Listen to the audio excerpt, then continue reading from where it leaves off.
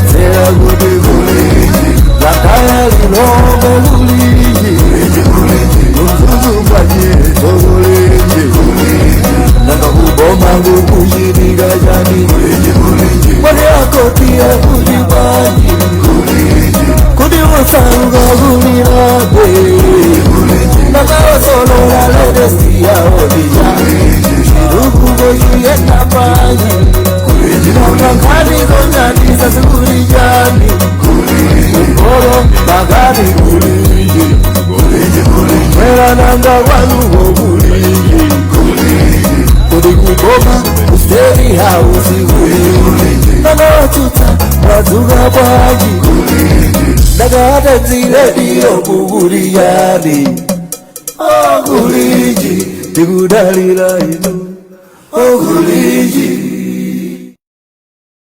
Ukafika kumapito kwake kwa chaka chimenechi cha 2024. Mwadzuka bwanji kwina kulikonse kumene muli. Chido wanyamuka wabwerera kumene anachokera. Of course wasiya zoyipa mbuyomu, koma tiyamikire Mulungu kuti sizinachitike mmene ena anali nawo mantha. Right. Mstudio muno lero tili ndi Vayana Chunga amene timakhala naye ndithu lachiwiri lonse. Kwacha bwanji Vayana? Inetu ndadzuka bwino. Yeah. Ndipo ayi ife kungothokoza Mulungu kuti chidoyo mwina sana chite nafe mene inachitira namondo wina kuja kumbuyoku. But otherwise ayi kuoneka kuti Blantyre kuno kwa chabwino. Yeah. Ndipo tathokoza kuti limodzi so mauno. Mstudio muno lero lachiwiri, it's an exception. Tili naye sonzatu Wanda Nsisia. Kwacha bwanji Wanda? Kwacha peke nkhani ndiyo mweyo kuti chido idali nkhani nkama mwanthu idavuta komano sitikuziwa madera ena komano ku Blantyre kuno I think itapulumuka. Watipwetekabe chifukwa miyoyo iwiri yapita. Yes, true. Nyumba zonde ndizosanena ndizambiri. Koma kunena kwa zoona si mmene mantha amene tinali nawo si amenewa. Mulungu timuyamike. Chabwino Wanda komanso Vayana, nkhani imene tikukambirana lero monga tinalonjezera dzulo kuti tikhala tikupitirira nayo nkhani imene timakambirana dzulo, imeneyi ndi ripoti imene yatulusidwa ndi Commission of Inquiry imene anakhazikitsa President Chakwera. Ripoti imeneyi inawerengedwa loweruka lapitali usiku. Ndiyeno chimene chikupangisa kuti tikhale tikupitirira kukambabe ripoti imeneyi, timafuna kuti timalize ndithu kukambako. Dzulo tinayamba tinasiya madera ambirimbiri. Chimodzi chimene chikupatsa chidwi ndi ripoti imeneyi ndichonena kuti chitulukireni yalandiridwa mosiyanasiyana kwambiri kuchokera ku madera osiyanasiyanaso. And kunena za chipani cha UTM chimene ndichatulutsa press release imene pali mafunso ambirimbiri amene akuonetsa kuti ndithu pali zambiri zimene ripoti imene sinachite clarify. So ngati program timafuna kuyesera kuti tiyang'ane madera amenewo komanso makamaka Wanda ndi Vayana kuyang'ana kuti kodi even ndi ripoti imeneyo imene yabweretsa maganizo osiyana-siyana pali maphunziro otani amene tingaphunzire ngati dziko, chifukwa mu ripoti imene ija ngati pali chinthu china chimene chinachitika ndi ma recommendations ndi ambirimbiri amene anatuluka based on their findings. So Vayana, unganene kuti kufunikira koizukutabe ripoti imeneyi ndi kuzomola malo mmene momu ndikotani? Choyamba Amalawi tivomere kuti zimene zinachitika pa 10 June 2024 ndi zinthu zopweteka, ndi zinthu zomvetsa chisoni, ndipo ngati dziko ndi bala limodzi limene tizakhala nalo mpaka na kalekale. Right. Koma pamene tikuvomereza kuti zimene zinachitika pa 10 June 2024 ndi zopweteka, mu zopwetekamo mmafunira kuti munthu wanzeru atengepo phunziro. Cholinga chimakhala mbali modzi kuthandizira kuchita offer closure, anzathu amatero. Koma chachikulu kupewa kuti pasogolo zimene makumana nazo msazakumana nazonso.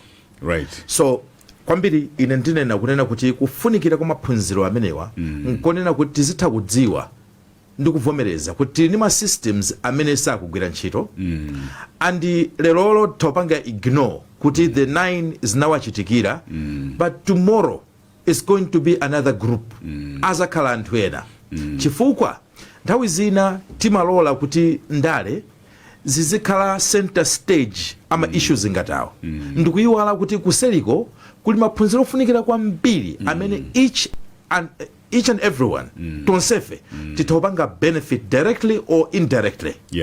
Timakamba nthawi ina ndi achimwene angawa amakonda kukamba za Chichiri Stadium za kama stadium muno Blantyre kuti anthu timadziwa akuti atukakhala mpira kumene kuja ati mtima wawo magunda ndithu kwa nthawi ino kuzalenga mashini kuzayesa kuti koma chimene amathandauza nchono kuti zimawakuza chifukwa chinthu chija chimachitatu kugwedera ndiye zimene zicho zikazachitika panopo timati okonda mpira you never know it may be your nephew amene azakhale kuti ali kumene kuja kuonera mpira wafa kumene kuja zimene zizachitika mwina china chake nkuchitika kumene kuja ndikupezeka kuti ndi subordinate wanu kuntchito amene mamdalira kwambiri and kumalira kwake completely disrupting your company and your organization. So kungo yankhula ndithu kunena kuti ifeyo ngati Times maka kuno Times Radio timafuna kuti taziyezekani ndalezi pambali tione objectively on the issues infaka tinanena kuti lero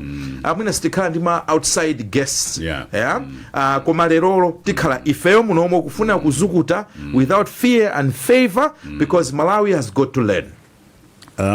Osana bere wanda nkhaniyo chitaleniyo kuti kuphunzira pa zinthu zotichitikira ena akunena kuti ndi vuto limodzi lalikulu limene tili nalo ngati dziko we just never learn from experiences. Example imene imaperekedwa ndiyo kuti zaka za mbuyozo chinachitika chinthu chachikulu kwambiri chinaso mdziko muno tinaluza president Malemu Bingu zimene zinachitika around nthawi imene ijayo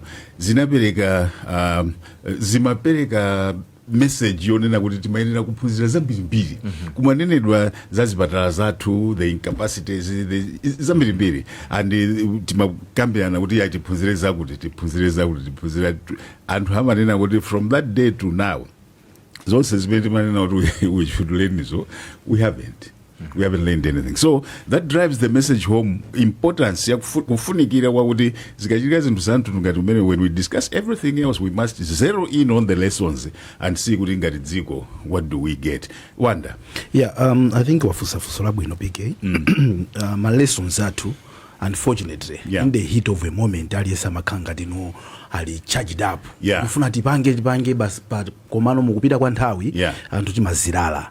A good example ndimeneyo mudanenedwa ndithu titata ya president Bingu 2012 muja kuti kufuna kumangidwe military hospital kuti zinthu ngati zimene zijazi tikanatha kuzipewa koma chifukwa choti tilibe ma facility pano pafuso ndokuti kodi chili kuti chipatala chimechi you know itabwera COVID-19 idati chita expose imene health care system yathu iziko munomo kuoneka kuti ndithu tini ma gaps and anthu ankabwera iya itufunika tipangeza kuti zipatala zipanga ma oxygen awa where are we and I think it's very unfortunate kuti sometimes chifukwa choti timaona ngati kuti isi zingandichitikire ineyo so the agency yofuna kukonza zinthu ija imakhala yochepa until you realize kuti too late. Yes, pamazakhala ma indirect effects amene mwina amathaso kuzakukhuza iweyo. It is true. So I think tinayenera kukhala ndi ma action plan komanso ndi time frame kuti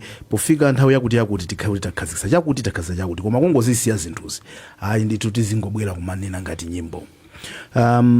Poti unayambira funso limenelo ineyo ka background pang'ono mwina kungogwirizana ndi mina yankhulira wayana chimene mwina anthu tikumayiwana ndicho kuti ndemanga zimene zikubwera papa zikubwera pamwamba pa ripoti limene latulukale sikuti anthufe tikulemba ripoti lathuyi no. tikuyikira ndemanga pa ripoti limene latuluka ndi anthu aumakwiya even ndi munthu ongoyikirapo ndemangayo kunkuyiranso ngati kuti iyeyo ndi amene akunena zinthu zachilendo sitingabweresepo zina za nyuwani chifukwa choti mpata udaperekedwa kwa tonse padalipo anthu ena specifically adayitanidwa komabe inquiry adapempha kuti amalawi amene muli ndi information kapena umboni wina wake come forward komano I think ndi chizolowezi chomangopanga miseche kumakonda kulankhula kumbali tikanena ine sindikonda kukhala pagulu yayi munthu wokuti wanena maboza tikakuza ndibwerani muzanene maboza aja ine za magulu ayi. So I think unfortunately that's our problem. Here is a report imene ili outcome ya zimene anthu adalandira nengati pali wina wake amene akukhulupirirabe kuti ali ndi information yabwino sidayikepo mene momwe then maybe akhoza kupita komanso ngati pali wina amene akukhulupirira kuti ine zimene akanena sizidayikidwe mumene momo ndokhuza nawenso kuyimika mkono kuti hang on ine nakakuza ndizakuti mmene mulibe otherwise anthu ena afe tidangokonda kukhala umangofuna kuti tizingodandaula yet palibe pomwina something concrete. Ndikunena izi chifukwa chokuti remember kuli technical report imene itabwere kuchokera ku Germany koma anthu tinkadandaulabe kuti mwina imeneyoyo singakhuze madera ena ndi ena bwanji tikhale ndi athu momunomo iyankhe madera amene wowo ndi imeneyoyo ndi imeneyoyo imene imapangano zimenezozo now zikupezekabe kuti people be sitikukhutisidwabe sitikusangalalabe nde I think tinaena kukhala organized in terms of madandaula athu pamene popo ndivomerezana nawe Wanda komano I want clarity kuti chifukwa pali anthu ena amene ali ndi mafunsobe based on zimene zatuluka mu report iyi based on maumboni because report iyi alemba after following maumboni onse amene analandira kwa anthu amene anabwera 130 so atachita maumboni awo summary yawo ya report iyi ndi imeneyi ndi anthu akufunsabe pa zimene zalembedwazo not outside of the report but based on what the report says there are still questions. No, that I understand. All right. And that I agree. Okay, fine. Fali mafunso ena adisana yankhidwe zimene zozo sitingatsutsana. Chabwino. I think pakuyankha funso lina definitely mwina pamakhala follow up questions by all means. So the report cannot answer all that. I think pamene pamazafunika nokuna anthu no mwina kuyankhalano pamaso ndi pamaso so that izimezo ndizomveka chimene ndimangonena ndicho kuti pali anthu ena amene akukhulupirirabe kuti panali zinthu zina zimene iwo mwina akudziwa anthu amenewo koma mwina zimenezo zimene sizinayankhidwe ndi amene ndimanena kuti anthu ngati amenewo akanabwera poyera nkuna kuti inenso ndikumandikuziwa izi zimene sizinaunikidwe number 1. Number 2 mwina ine zimene akanenako si mmene mwazichitira present that is going probably that would be serious. Exactly. Otherwise kuti pali mafunso yes ndizoona there is no way PK kuti report major can answer all the questions because in answering one question you creating another question you understand so there's gonna be an engagement kuti anthu mena manenera kwayana kuti tifike pena pake kuti tigwirizane kuti okay probably pali mafunso ena ake they will never be answered. Okay, having said that, tisanawe mkati kutenga mapoint ena akulu pali mayankhulidwe vayana amene akunenedwa very very clearly kunena kuti ripoti sinafike pamene timaganiza kuti ingafike and therefore we still need an independent investigation. I wanted you to zero in on that just that aspect. Independent investigation in what manner now? Mwina akati independent afuna mwina investigation onena kuti sio khudzana in any way ndi boma nangasi commission of inquiry mena lipoi inasankhidwa ndi a president right nde mwina yoyo ndi commission imene akuganiza okha kuti isakhuzane ndi boma ndi zina zoterozo but I have a few issues in my friend nene. Okay.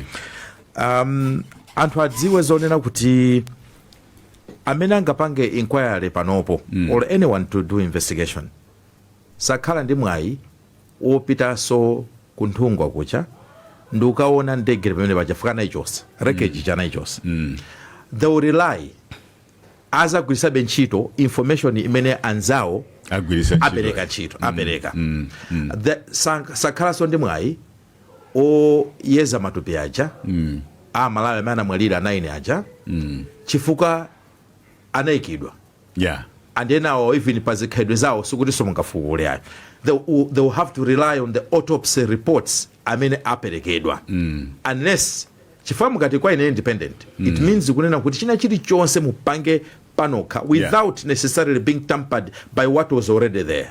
Now ndimaona ngati kuti nthawi zina zinthu zina zimakhala very easy kuyankhula theoretically kunena zona anthu atakhala kunena kuti akufuna kuti okha apange investigation I think kwa ineyo kuti you have got the resources muli ndalama mwakapempha whatever kwa ineyo I would say kuti palibe cholesa per se koma it's not as easy as people are thinking.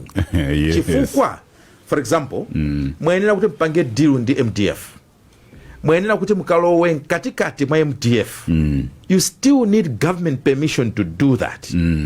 Mwayenera kuti mukalowe ndithu muzinthu zina zonena kuti somewhere or somehow you may easily find out kunena kuti muli ndi limitations. So kwa ineyo anthu akamakamba za independent investigation zikungosonyeza kuti ndi gulu la anthu amene sakukhutira ndi zimene zachitika so far. Ndinakamba apo pamene timapanga program ndi achimwenewa pa hot current kunena kuti unfortunately pali mafunso ena amene sangayankhidwe ndi any investigation apart from anthu amene ali mndegemo komanso mulungu. Chifukwa there are certain things you will never know the final thoughts kuti chimachitika ndi chani, we can only speculate. And panopo ndi kuti tonse tugwisa ntchito information imene taipeza. Now finally mwina ndinene mawawa kunena kuti palibe amene akukakamizidwa kukhulupirira report. I think so we should be fair. Kunena kuti ngati munthu ukuona kuti ne report imene sina ndisangalase I think it's fair. Komanso ngati musakukhutisidwa musawapinje so ena amene akhutisidwa ndi report iyo. Very good. I think his statement imene mamalizirayo I think that is the basis, the bottom line, foundation yankani yonse imene tingaende. We should accept kuti pali ena amene sayikhulupirira report ndipo sakuyikhulupirira ali ndi ufulu wawo komano asachite infringe upon those amene akuyikhulupirira. Chifukwa ngati dzulo wayana, if you remember, tinakamba ndi amalawi angapo and interestingly wonder almost all of them amaona kuti aigwira achitenga and akuvomerezana nacho. I think iwo ndi mmene achitira interpret.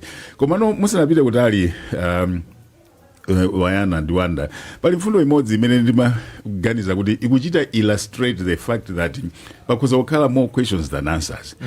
Just one kungotolapo imodzi report inanena kuti anthu oyambirira kufika kumaloko panali 4 military police, 4 police officers, odula matabwa awiri, 2 sawyers and 2 unidentified people. Zimenezo zinatuluka mripoti. Now the question imene kumabwera ndi yoti 2 unidentified. So pano investigation inachita zotani zofuna kualonda anthu awiri. What do you mean by 2 unidentified people? That one I think ndio vuta kuliyankha kwake. The fact that there were some people that cannot be identified, I think in the chifukwa chake mwina pakhoza makhabe mafuso. Kuti if you were able to identify odula matabwa, how could you not identify the other 2? Sipanali chigulu cha anthu by looking at the it's 4, 8, 10, 12 people. So how come there's some 2 people we cannot identify? And ndikupita mpaka ngokafika kumapeto ndikutulutsa report still calling them unidentified. Zimene zozo ndipike inesa kunabise kuti ndi yankho. It's unfortunate kuti we cannot identify and these were anthu oyambirira kufika pamalopo. Zomwezo zimene soti kamapitirira ndi programu iyi kumakhaso ndi nkhawa zina za kudi malo amakhala otetezedwa bwanji. I think ndakambira naso ndi PK kuti malo ngati amene ajankaena okhala otetezedwa bwino pazifukwa zina zimeso zinatuluka. Kungoonetseratu kuti I think anthu amene anafika pamenepo ena sanali ndi nkhalidwe bwino. I mean even kutuluka kwa zithunzi that's part of kusakhala kumkhalidwe kusowa kwa ndalama kube inasowa ndalama pepa dasowa 5 million imene alida nyamulidwa achipepeso kusowa nkhalidwe kukhako. So zinthu ngati zimenezo zimene ziziperekabe mafuso going forward kuti kodi anthu amene wandi ndani adafika mwangozi kapena adali pafupi amaziwa, people have to ask mafuso ngati amene wo. Ndiyeno kutanthauza kuti kusakhala ndi chidwi chofuna kuachita identify anthu awiri amene among others. Is that a deliberate move by the commission, or is a sign of incapacity? Kwa ine ndikuuza kuti maganizo anga awa ni maganizo anga chabe. I doubt kumalonga tumene kuja ngati sikungatheke kuti chifukwa poyambapo tu mene akufotokoza kuti anapezera wreckage iyo inali ngati muchamongo mwangozi sikuti so tinachita pena pake kuti scientific method kuti ayi pena pake pakone ayi zinangochitika ngati akumaniza and I'm sure mwina sokutokha kuti mwina pala anthu ena oti mwina amchire momwemo paja kuchikangawa mudziwa amene zimachitikira anthu ena amagwira chito mchire ndi zina zoterozo. So if those two were there, vuto linalipo ndonena kuti amayenera kutenga ma particulars anthu amenewo chifukwa amenewo they are critical witnesses to establishment. Establishment yonena kuti zinthu zanazipeza motani. So kwa ine ndikuuzani kuti apolisi pamene what they were supposed to do better. Even MDF at a joiner, they were supposed to not kala ni mayina with the first respondents. Finally our all the names should be there. So the oversight, but most likely mwina dan honena kuti in the neighborhood and mwina sona kala kuti mwina afunsa maziwa Malawi Malawi is a small country. Kuti afunsa ndithu in the communities around kuti kodi mungadziwa kuti analipo ndani fuka anthu amene I'm sure mwina sama gamba kumena upita kuti tikawa kwamba isi tinali wayamba ife kupita ako chanchana and even invitation chifukwa china chimavuta nchito anthu amakhala ni mantha kuna kuti nali wayamba koma kuti ndikaitanidwa uko you never know, you know. So potizi ukambidwa zambiri, but it's an oversight. They could have done better. A bad one, honestly, and a plane crash site, you can have and hongo do samo and kungosia malere mwantu wake ngatumene wo chabwino ndi program imene ya kulinji mawa wa tsiku la chiwiri tili nawo atulankhani athu Imamu Wali kudedza, Blessings Gondwe ku Nzimba komanso Blessings Tambala ku Machinga. Ifano nthawi zonse tikamaka nkhani pano timafuna kuti tizilumikiza ndi zimene Amalawi akuganiza. So apapa ndimafuna tipite ku Nzimba tisanalowe nkati tikabwerapo ndeno mukha mukuchita isolate some critical interest areas. Blessings Gondwe ku Nzimba kwa chabwanji? Ku Nzimba kwa chabwino kuli nyengo ya mabingu ndithu. Kuti chidoyo anafika mene kunga? Sana fike timene choncho.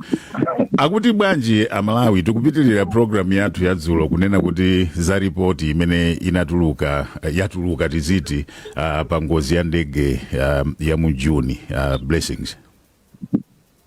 Zikoma kwambiri apapa ndili ndi mmodzi mwa Malawi kuna kuti ndicheze kuti atsepo ndemanga pa nkhani imeneyi. Poyambira tikuziwe.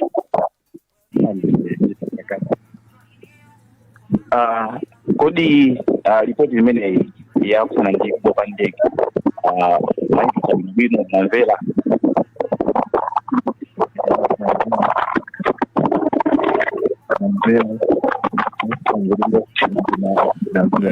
Blessings line yako yonde palibepo chimene chikuchitikatu apo. Bwanji kuli mphepo yambiri kumeneko? Mphepo kulibe. Ineso mkudaba kuti mphepo imene kuchoka kuti ndiye kuti pali munthu wina. Kapena Blessings Tambala ku Machinga kuli mphepo kwanuko? Olo Wali line ya Wali bwa.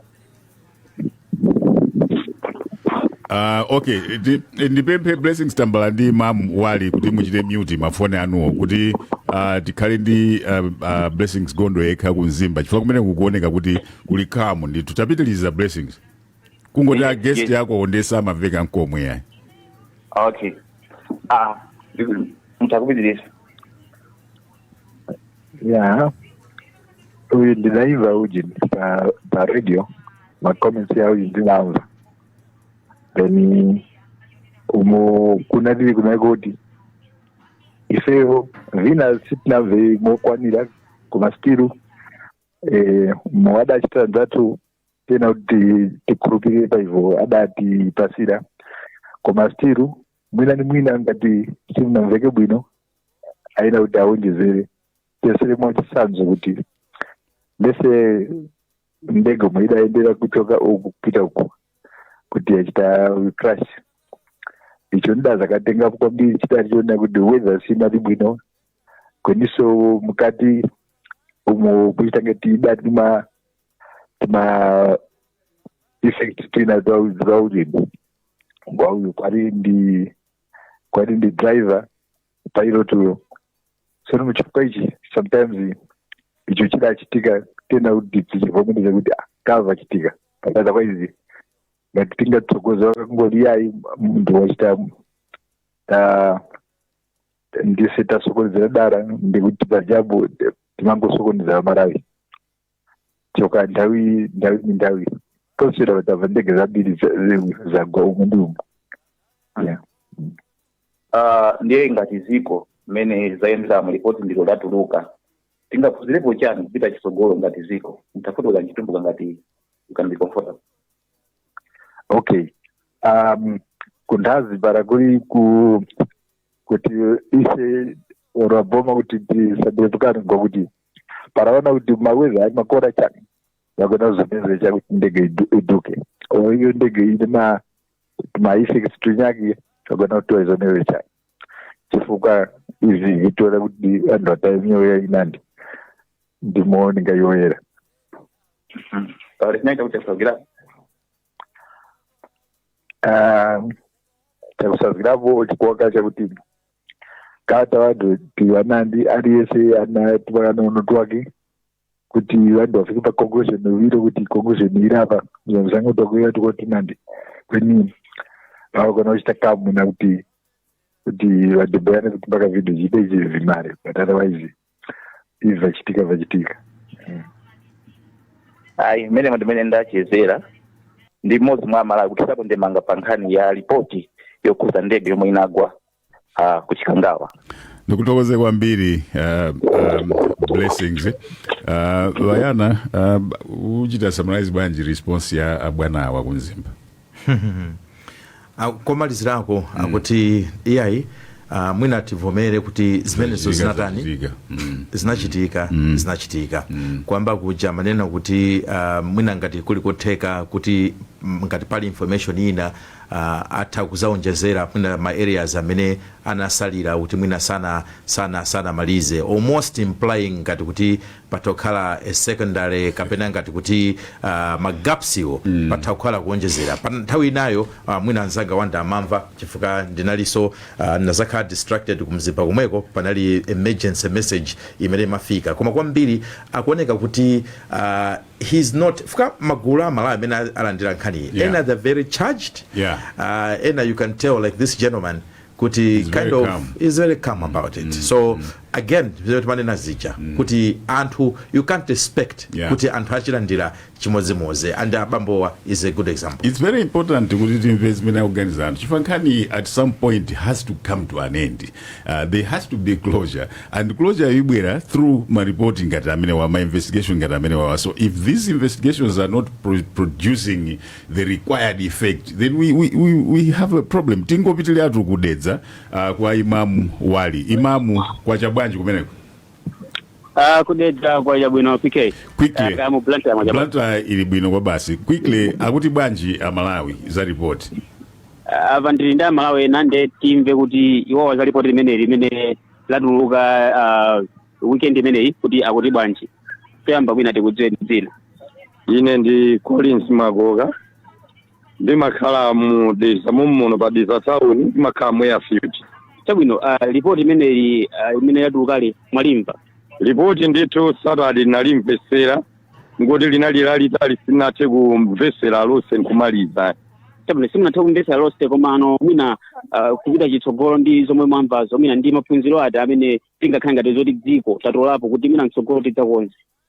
Chinthu choyambirira kwambiri tithokozebe boma chifukwa chokhazikitsa inquiry. Zinthu zikachitika zimafunika ndithu zifufuzidwe zibwere poyera. Ngakhale kunena kuti sewina aliyese angakhutisidwe ndizotsatira zakafukufuku kapena kuti angalandire ndimamvesera dzulo wayana chunga manena kuti olo atasika angelo kuchokera kumwamba kuzapanga kafukufuku ndikutulusa kuyika poyera anthu ena abe azalesa zimene zonse ine ndagwirizana nazo ripoti latuluka koma labweresanso mafunso auchuluka mwina kuputsira mayankho. Chabwino apa mwina pike ndiyankhulenso ndi munthu winanso amene akumanda uno mudedza. Go ahead. Ine ndi Green Raja kuno kudedza konku. Chabwino ripoti imene mwamva zoti latuluka. Ndalimva bwino. Chabwino ndiyani imene tinga ngati dziko kupita chitsogolo tingaphunzire kuchoka mwina pa ngozi imene ya ndeke imene wachira watsogolo lino komanso andante ena. Ine maganizo anga ndi nzeru zanga zolera kuti akamapanga maulendo azikhala osamala pamayendedwe awo aziyamba achuna zida zawo zoyenderazo kuti tipewe ngozi ngati zimenezi chifukwa kumalira kwa anthu amene aja wina aliyese sanasangalake anthu okukonda amene sitinasangalale nazo. Chabwino ziko kwambiri. Ndiyankhule ndi munthu Malawi womalizitsa ndithu kuno kudedza tikudziweni tena. Ine James Balua. Chabwino za ripoti imene munamva. Ine ndinamvetsesa muno bwino ndipo manager ngozi zimachitika komanso tikamati tikugwira ntchito kapena tikuyenda zimakhala ziwiri zosiyana kuti munthu salephera kuponyesa chayi. Mwina kupita chitsogolo no ngati dziko pa ngozi imeneyi kuza kuphunzirapo chani kuza kukonza pano. Ndikulupira kuti kawiri anthu tikamaganiza kapena kuphunzira pa chimene ife tikuchita kumafunika kuganiza mwachangu komanso tsogolo ndi udindo zimafunika kuti tisipanga makamaka china chake kumaganiza ndithu mwachangu makamaka kuganiza mwachangu after mukaganiza mwachangu chimakaudino chilichonse chimakaudi chikutheka pa chilichonse. Chabwino ziko kwambiri. Ndimene ndamalizira kuno kudedza. Ndikuthokoze kwambiri amene ndi Imam Wali kuyankhula kuchokera kudedza. Ndisana kulowetse Wanda tipitiretu ku Machinga kumene kuli Blessings Tambala. Blessings ndi nthawi yako kuti ucheze nda Malawi kumene kupankhani ya report ayilandira bwanji. Ndathokoza kwambiri PK kuti pasampata kuno ku Machinga pano ndili ndi anthu awiri amene ndikhale ndikucheza nawo. Asoyambirira tiyambe ndi era zina choyambirira mutuze dzina lanu. Dzina sindinena. Chabwino. Yes. Ripoti la kafukufuku wa ndege amwina munalimvera. Nalimva. Mwina mmene mwalimvera ripoti ili mwalimva motani komanso kuti ngati dziko mwina ndi phunziro lotani limene tingapeze pa ripoti limeneli. Mwachidule ripoti limene lamveka koma ndipofunika kuti ame athuwa azikhala ndi zokozekera msangasanga popewa ngozi ngati zimenezi. Komanso ripoti imene pamene inabwera Amalawi onse anayilandira ndi nthawi yake ndi imene inalili palibe chimene akanapanga Amalawi nkungozivomereza basi. Mwina no mbali yoti kupita kusogolo ngati dziko tingapange bwana. Mpofunika tizikozekera mavuto ngati amene ngozi ngati zimenezo apolisi athu azikhala okonzekera komanso aku ami azikhala okonzekera komanso ndege zathu zikuzichitira service pakupapo. Tiliso ndiye na kamwina tikujueni. Hello. Tikujueni. Ine sinanga ndine mikanjindani. Sanga ndine mikanjindani. Chabwino mudati kufotokozera ripoti ya kuta kafukufuku wa ndege mwina munalimvera. Ine nalimvera koma sinalisati kwambiri nangolimvera pang'ono. Ndiye kumbali yanga amene ndiyankhulire zonena kuti ndimaona ngati kuti zakafukufuku wa ndege zimenezi mwina akanangoyima kaye chifukwa zizisusula mitima ya anthu ena amene amankonda ngati Alina Chilima ngati Mai Shaniru Muruzi anthu ngati amene aja abale ambiri aziyakumbusa zinthu za imfa ya abale yawo chifukwa choona sichingapezeke ngozi zinachitika ngozi zimene amene angathe kuisata ndi amene anaona koma munthu oti sunaone zovuta kuti ulongosole zinthu ngati zimenezi. Nimaona ngati mwina boma ndalama ngati zimene aonongera pakafukufuku apapa ni ndalama zokuti akanakhonza kutenga anthu kupitisa mwina ngati kuonjezera ngati kusotereza zinthu zikuthula kwambiri ziko muno kuti tisamale miyoyo ya anthu ena amene kuzunzika ziko muno. Chabwino PK imene ndithu ndimene ndachezera ndi anthu ena kuno ku Machinga. Ndikuthokoze kwambiri Blessings Tambala, tayamikira kuti tamva kuchokera kwa Amalawi eni dziko mene akuyilandirira ripoti imene iwanda chichewa chimene chimagwiritsidwa ntchito pa ripoti imene ndi chakuti mixed reactions ndi chimozimozi even pa ground Amalawi zikuoneka kuti ndi mixed akuyilandira mosiyanasiyana. Yes, chimene chimachitika ADPK ndi kuti anthu amakhala ndi position yake. Yeah. Yes. Ndi anthu amene anatenga kale ma positions zawo. Ngati bangabwere zosiyana ndi zimene iwo akukhulupirira kuti ndi zimene zikuyenera kukhala kuti ndimene zinakhalira. Yeah. You're going to have a very difficult job trying to convince these people. Yeah. So ndimene zilili. That's why ndimanena ine poyambira budget ngati disclaimer kuti ndemanga zathuzi zili based pa report. Yeah. Kutheka kuti feso mwina tili ndi ma opinion yathu. Yeah. Koma panopa tikuyikira ndemanga based on what zimene anthu atusa chifanda amene analandira mphamvu imeneyo kuti pange. So Malawi akulankhula malingana ndiwo umene akuganizira achikulira omalizira awo anenaso ena kuti mwina tangozisiyani mususula zina. Mabala. Yes. So you know anthu ali ndi maganizo awo siyana. The good thing is aliyese ali ndi ufulu kumaganizo achi. Very good. Now, kupita mkati no mwankhaniyo Vayana and Wanda, conclusion ya ripoti ndionena kuti ingozi inachitika chifukwa cha zinthu ziwiri makamaka, environmental issues and human error. Ndiye nkhani imene yatuluka pamene papa. Homicide has been ruled out. Tinene pano kuti ena akunena kuti ripoti si kuyenera kutengedwa ngati final word on the issue. That's another position. Tikamati human error, Wanda, Vayana, to start with.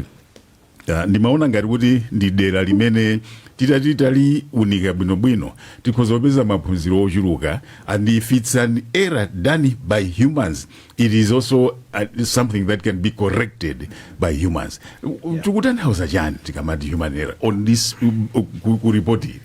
Chimene chimavuta kumalawi kuno tiyeni tizivomera kuti chikhalidwe chathu nthawi zina chimatilepheresa kuphunzira from our own mistakes. Tingwerekeza kuti ndamwamowa ndalezera kuthamangisa galimoto kuomba munthu kumwalira kapena ine amene kufa. Pamaliro anga palibe amene angazanene kuti komato malemuwa anakakhala kuti sanalezere choncho kapena amathamanga sinachitika.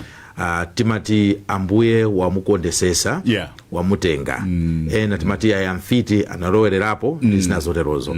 Ndiye kuseli sopano timakakhala kagulukazi bambo. Ndiye timati koma chimwene watu amapapira.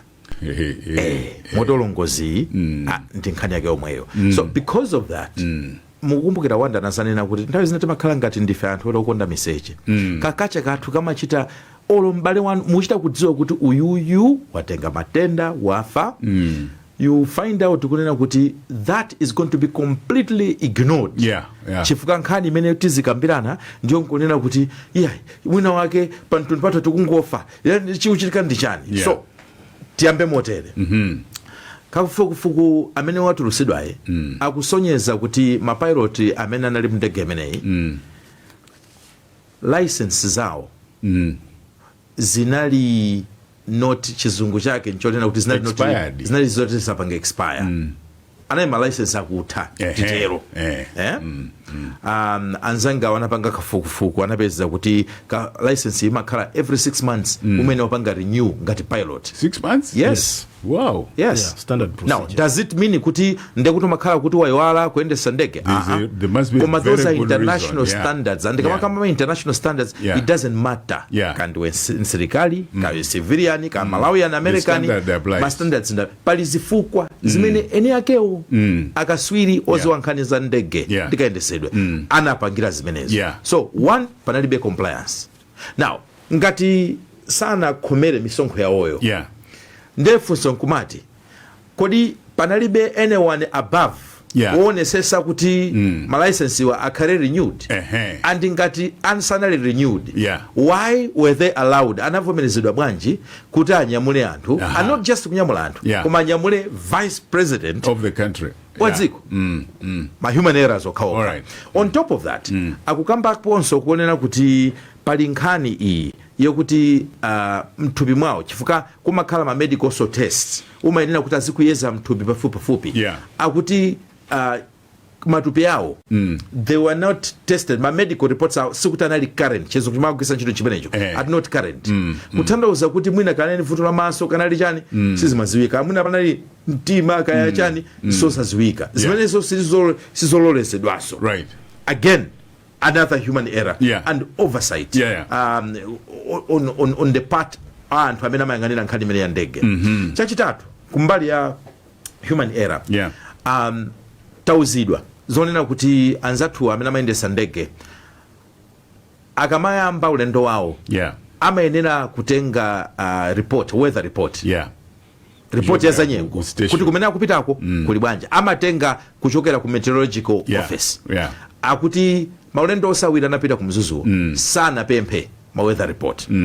Now kumafusa kumati kodi uyenda bwanji, weather isali bwino especially atadziwa zona the previous day anavutika nayo kupita ku mzuzu why would they not want to know weather report and anasintha njira they used a different route atagwisa ntchito njira ina nchifaya sana funa kudziwa zona kumene akupitako njira yatsopanoyo weather ili motani ma human error okaoka komanso ndimafunsa nthawi ina yake kunena kuti kodi a meteorological expert ma meteorological department ataona kuti kumene akupitako funa anthu amadziwa kuti kuchikangawa sikuli bwino kapita kumzuzu definitely weather sili bwino ataona tanzawa sana pemphe ndi chifukwa chani sana funa upanga volunteer the information koma ukuku ngakhale simuna pemphe mufunikira kuti mutenge information iyi again ma areas onena kuti humans could have done better ndisileka ipo bwanji pomwepo. Mwafotokoza wanda pamene awakuyang'ana za humanizo mafuna mutaunika ku environment because kumene kukuso ndi kumene kwa there are two key issues here: human error, environmental factors. And ya environment ikupereka chidwi kwambiri chifukwa chonena kuti nthawi imene yoyo mmene yakambia report kunja kuna nyansa kwambiri including kumene kumapitidwa ndi pamene pa mabwera funso loti kodi amene anagwirizana kuti ndege ikauluke in those conditions. Zona environmental factors kuti bwana chabwino ni ndonjezerapo imoza I think linayikambira naso ndachi mwena angawa kuti aviation infrastructure imeneyo ndiyo kuti I don't know why it was not included there. Wayana ofotokoza bwino mwachidule ngonjezerapo ndicho kuti ngati kuulusa anthu amba commercial umaina kuti muzichita renew license yanu 6 months and it's very stringent rules. Can you imagine kuti munthu mukulusa olemekezeka ndikumapezeka kuti mpakana mukulusa ndi license yokuti inachita expire 7 years. 7 years? Yes, there's a mention of 7 years. So anyway, let me come back to my point. The point is we could do better. That's why ndimanena kuti pali recommendations baje pazikhala anthu ena akamene akwena kuti ayankhe. Tisangukhala ngati kuti tikuzemberera iyi ndi IMDF. IMDF akwena kuti atilankhule zimakhala bwanji kuti anthu amene ma licenses awo anali kuti achita expire amaloledwa abe kuti azigwira ntchito yoyendesa ndege and amaulusa ndege anthu ambirimbiri. I know anthu amene akwerapo ndege imeneyi kapena ndi mmene zimakhalira. MDF yo si mapanga ndege zawo samapanga uje akuyenera kukhala ndi standard. That's why mbuyo mutakhati kumaonapo nthawi ina kuti akuti ma soldiers amakula mtima akayimisidwa ndi traffic kuti onesa license kumachita magani. I remember one general anauza kuti please just produce the license. You're supposed to be licensed to drive. Sizotengeraso kuti ndine silikali. This is not about shooting guns. It's about driving a car on the road. Yes, you need to be licensed. Public road. Yes, osakula mtima ine MDF. So what? You need to know how to drive a car. Produce the license. Okay, immediately ike pambali. Ya weather yo nimati ndiwerenge kautenga kena kamene watumiza munthu wina amene akuoneka kuti amazisata kwambiri zimene zizi. Akunena kuti it is a legal requirement for the pilot to know the en route and destination weather before take-off. The weather report also is used as a part of a fuel requirement calculation. So if he didn't have the report, how did he make the calculations? I know the report says he had 4 hours of fuel, which is more than enough to go to Mzuzu twice. But that doesn't give the pilot an excuse not to request the weather, even though he had just been the same weather and our area. Because weather can change drastically in minutes. Timasulireni mwachidule. Akunena kuti chinaso chimene magwirisa ntchito weather apart from ungoziwa kuti kulikotani ndi mafuta amene uyena ukhale nawo. Ndakunena kuti ngakhale kuti munthu unaluta dusa konko komano nyengo imasintha kwambiri nde siungatengere poti nauluka kunjira yomwepo bwera kunoko nde ndikhozaso kungopita posaona amayenera kuti ndithu akhale nacho report imeneyi yonesa kuti nyengo ili bwanji chifukwa nyengoyo imasintha kwambiri. So it's a very important key element usanauluke ndi pilot ndithu ameneyi amene akunena kuti adaulusapo ndege yangati ya mtundu ngati yomweyi chabwino nde akufotokozapo pamene papa and anapitirira kunena kuti tikunena kuti akuti even though there is a radar at Kia, how many air traffic controllers are qualified to use it to control traffic? Ndakuyankha kuti none. What they do is just monitoring, which you and I can do without any training. And you can see a plane on earth with a transponder by just downloading ka app kena kake akuti ka Flight Radar 24. Okay. Yet Kia was open with both primary and secondary radars. But only one is working, and since Kia opened, there's been very few controllers that were trained to fully use it. Unfortunately, all have died or retired. Kusonyeza kuti even imeti magwirisira ntchito zipangizo zomwe tili nazozo akuti ndi just monitoring, they don't have the ability, and then munthu uyo kuti amatera apo pakiapo amene akuti fotokozera zimenezi. Now here is an issue zimene ufuna ine ndinene PK tikaunika zonsezo tithoza kugwirizana kuti mwina ine ndakhala ndikumanena kuti ngati panali anthu ena ake adakhala pansi nkukonza chiwembu chimene chichi watabisala bwanji sikuti akazaonekera. Now apa ripoti ili kunena kuti mwina panalibe anthu amene anakhala pansi. You understand? I would know homicide ruled out. But if you look at the other factors, if you put them together, ndiye kuti ifeyo tizoulusaulusazi I think zikoza ukhazi ndizokuti tikhaleso pansi tikutiuzane kuti should we continue to be flying? Kapita tizenda wapasi considering ma inefficiencies amene tili nawo mu how we are managing ndegezo, how we are managing my services, my repairs and how we are managing the people that are flying this. Kusiyana mwina ndi awawa anzathu amene amapanga ngati business akomeshwa because iwo akuoneka kuti amakhana zo business menezisi. Komano awawa mwina anzathu amdefu. Do they have any business kuti azikhandi ndege amene how are they keeping their planes? How are they servicing their planes? How are they making sure kuti training yantu amene akulusa ndege is up to date? Tikazane na paipopo even zipangizo zomwe tinazo if you look at Mzuzu. Kuti Mzuzu ija zona adi manager is open for business. Airport is airport. Kapena ndi airport yoyina kuti tikhale pansi tiikonze ikhale ndi zoyenerera zimene zimayenera kukhala pa airport kuti ndege zizitera kunyamuka anthu mitima ilizi. Osati every time you're flying to Mzuzu ndi kuti uli ndi nkhawa. You know, so if you put all these factors, if you put all these factors together, PK, you would see kuti this was an accident waiting to happen. Chimene jojo mafotokoza bino kwambiri ndi chimene no chikumapasa chidwi kunena kuti this level of inefficiency imene ili ababa and all these questions that are coming up and the team imene and infrastructure and equipment imene someone was satisfied kuti ndi imene munga pereke to level ya vice president of a country to fly in those circumstances. That beggars understanding. Zijatimani azijauti chifukwa chokuti zinthu zozile kumatheka ndizonyenyekazo muli ndi zinthu zonyenyeka koma zikutheka then imazakhazikika atazi kutheka until titapangano zimene zachitikira apa pamo ndi zimazasegulano anthu masono kuti ichi tilibe chakutitu tilibe zakuti kodi ife ngati dziko tizingoendesa mwachoncho Mungu yesezera kuti poti zikutheka kuya lotiyeni apike talano ndirokupha ako mapoti kuyenda gamoto nkafika. How hard is it just to get a tire and a spare tire? Koma just because zimatheka we allow zimamapanga even ma minibuses athu pansewa. You see kuti most of the minibuses to imagine kuti ali ndi COF. I mean, you don't have to be an expert in traffic. The way this guy connected, there is no way that COF made by window ndiona. That is not. It can't pass. Kuigwira meja kuibidisa ukayidusisa ba COF test. It will fail. but somehow imapezeka kuti ndi valid zoefu ikuyenda yanyamula anthu iweyo kamayendesa kumbuyo kwa minibus kuiona matayala amene akuvinira yomwe makani manta are those people not feeling, you know, we so ndipo anthu asamayiwale PK kuti ndege yitu ngakhala akwerapo before actually mwandilanda maunka mwakunena kuti ndi imeneyi ndikumva kuti even the head of state akhala akukwera ndithu mmenemo. So mawu amene anenawo kuti this was an accident waiting to happen ndizoona, koma zikusonyeza kuti ife ngati anthu tinafika saizi yovomereza kukhala anthu osalira. We have accepted mediocrity.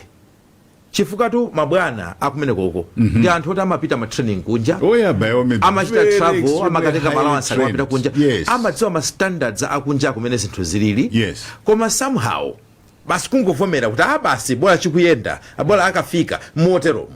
No, we don't love our country, that's the issue.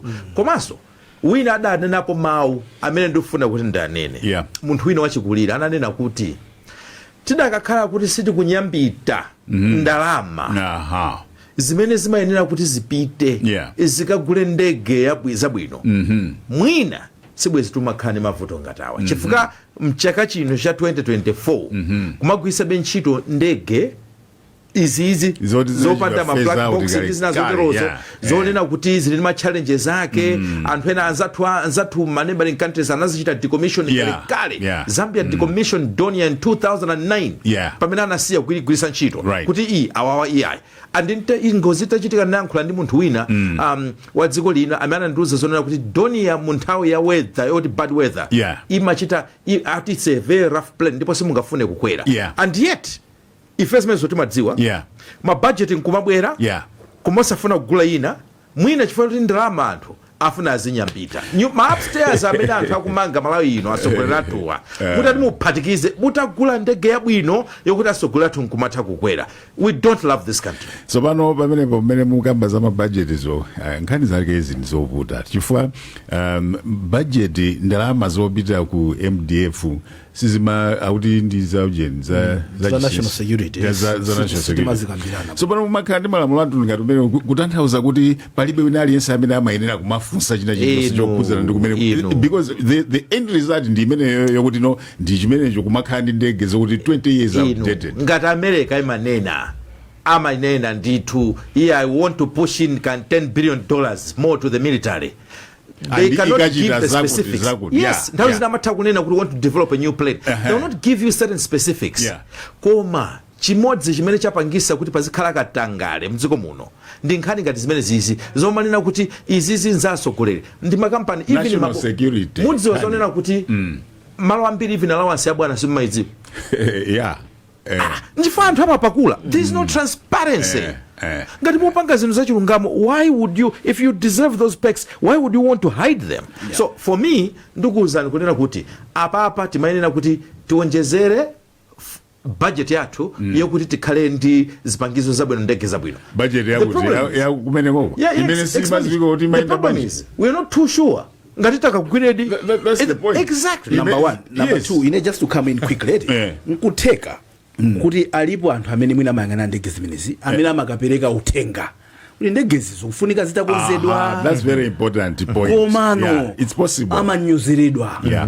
You understand? I don't want just to fault MDF in its you know, yes. There could be kuti ama recommendations amafika ndithu kuti akuluakulu kuti chinthu chichite maintain budget yake ndi imene we need this money. I don't know ndalama zawo zimachoka ku treasury wherever it comes from, whether they are given that money or they are being ignored.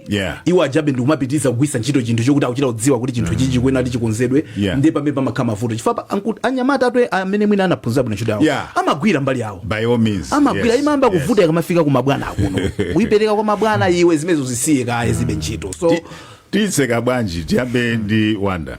Ineyo kuiseka kwanga ndiyo kuti apa pamene zachitikira chonchi pali anthu ena kuti atiyankhe. It's an opportunity.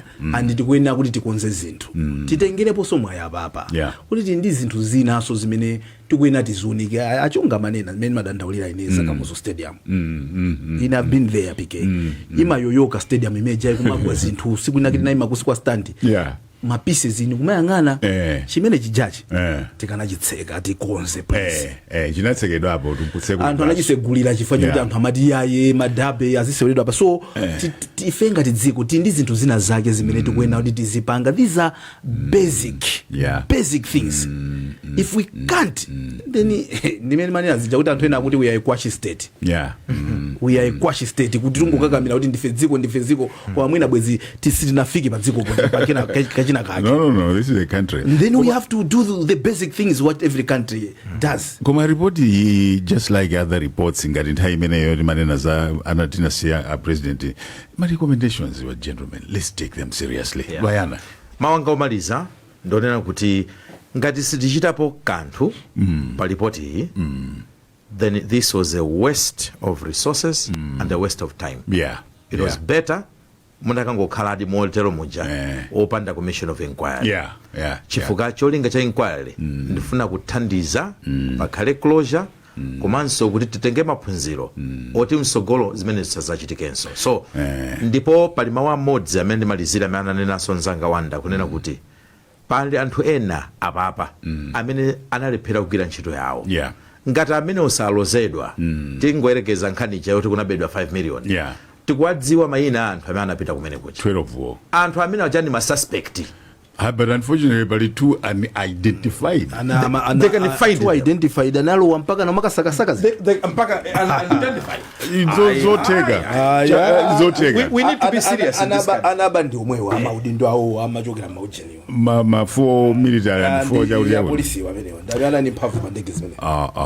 Chabwino nimene imalizira program imeneyi tikumanenso mawa program ina ya kulinji. Amalawi kulinji kumbabeja kumbabetera kulinji bakaya lilongo kulinji kumzuzu mbanye kulinji nanga kuboma ngukushirika jani mwale akotia kulibaji kudi wasauga kulirabe nanga osolora ledesi ya odija yenda maji nakangani zonyati sasikulijani kumboro bagani kulinji mwera nanga kwanugo kulinji kodi kuboma kusteri hausi kulinji nanga watuta mwazuga baji nanga hata ziredio kukulijani kulinji tikudalila ino Oguliji